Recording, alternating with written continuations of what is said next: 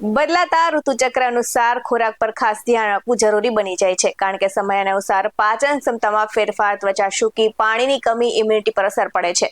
અને આવા સમયે ભીંડાનું સેવન સ્વાસ્થ્ય માટે કેટલું ફાયદાકારક છે તે સમજવું મહત્વપૂર્ણ છે. તો ભીંડામાં રહેલા પ્રાકૃતિક પોષક તત્વો મ્યુસિલેજ શરીર અને ત્વચા બંને માટે લાભદાયક થાય છે. અને આ સાથે જ ક્યારે અને કેવી રીતે તેનો ઉપયોગ કરવો તે પણ જાણવું જરૂરી છે.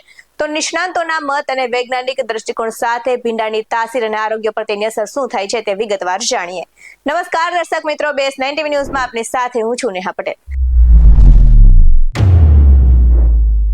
ઠંડીની સિઝનમાં ખાસ કરીને ખાવા પીવાની બાબતો પર ખૂબ જ ધ્યાન આપવું જરૂરી બની જાય છે, કેમ કે આ સિઝનમાં ફિઝિકલ એક્ટિવિટી ઓછી થઈ જાય છે, જેના કારણે તમે હેવી ખોરાક ખાઓ છો તો પચવામાં ભારે પડી શકે છે. અને આ સાથે જ હેલ્થને બીજું નુકસાન પણ થઈ શકે છે. જો કે અનેક લોકો એવું માનતા હોય છે કે ઠંડીમાં ભીંડાનું સેવન કરવું જોઈએ.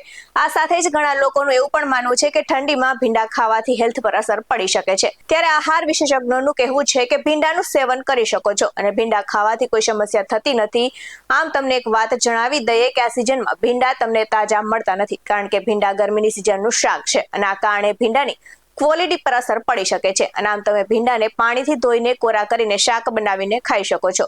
તો સામાન્ય રીતે ઠંડીમાં પાચન ક્રિયાઓ સ્લો થઈ જાય છે અને શરીરમાં પાણીની કમી થવા લાગે છે, તો સ્કિન ડ્રાય થઈ જાય છે, ઇમ્યુનિટી સિસ્ટમ નબળી પડવા લાગે છે અને સમસ્યા વધુ થાય છે.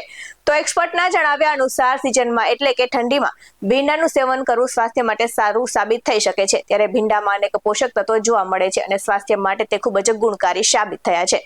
તો ભીંડામાં પ્રાકૃતિક જેલ એટલે કે મ્યુસિલેજ હોય છે, જે શરીર માટે અનેક રીતે ગુણકારી છે. જ્યારે ઠંડીમાં સ્કિન ડ્રાય થઈ જાય છે, એવામાં તમે ભીંડાનું સેવન કરો તો ફાયદો થાય છે. અને ભીંડામાં મ્યુસિલેજ હોય છે, જે સ્કિનને પ્રાકૃતિક રીતે ફાયદો પહોંચાડે છે અને આંતરડાની કાર્યપ્રણાલી સુધારે છે. તો આજકાલ તો ભીંડાને સૂકી, તેમાં લીંબુ નાખી તડકામાં સૂકી અને કાચરી પણ બનાવવામાં આવે છે. આ સાથે જ ભીંડાની તાસીર ઠંડી હોય છે અને ખાસ કરીને કાચા ભીંડાનું સેવન તમે ગરમીમાં કરો છો તો અનેક રીતે ફાયદો થાય છે. પરંતુ હંમેશા આપણે આપણા શરીરની તાસીર મુજબ જ કોઈ પણ શાકભાજી, ફળ કે અન્ય વાનગીનું સેવન કરવું જોઈએ, અથવા તો હંમેશા તમારા ડોક્ટર અથવા તો ડાયટિશિયનની સલાહ લઈને ખોરાકની પસંદગી કરવી જોઈએ. આવા જ વધુ અહેવાલ સાથે ફરી મળતા રહીશું. તમે અમારી YouTube ચેનલને સબસ્ક્રાઇબ કરવાનું અને અમને Facebook અને Instagram પર ફોલો કરવાનું ભૂલશો નહીં. બાકી નવી અપડેટ્સ મેળવવા માટે આપ જોતા રહો BS9 ન્યૂઝ. અહીં આપવામાં આવેલી જાણકારી વિવિધ નિષ્ણાંતોના જણાવ્યા પર આધારિત છે. BS9 ન્યૂઝ આવી કોઈ પુષ્ટિ નથી કરતું. નમસ્કાર.